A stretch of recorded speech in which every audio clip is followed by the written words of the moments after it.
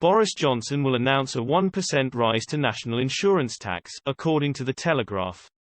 The controversial move will break the Conservative Party's manifesto pledge that promised no hikes to income tax. Express.co.uk wants to know whether you think Boris is scuppering his chances at another term in office. Vote in our poll and comment on this article. The Prime Minister favours a 1% rise in national insurance tax, while the Treasury is pushing for a higher rate of up to 1.25%, in a bid to increase funding for the National Health Service, NHS. The rise of national insurance tax would affect approximately 25 million people of working age and promises to cap individual costs for healthcare between £60,000 and £80,000 during a person's lifetime.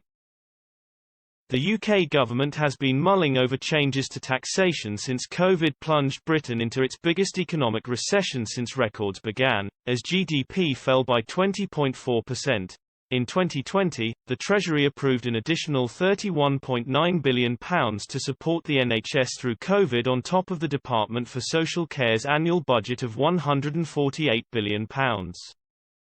The extra government spending on COVID is broadly equivalent to the total annual spending on all outpatient, diagnostic, accident and emergency, critical care, and mental health services combined.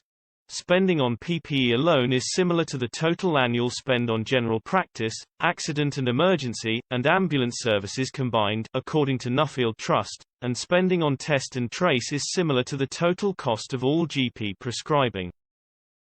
In fact, the total lifetime cost of COVID is estimated at £271 billion, roughly £9,700 per household.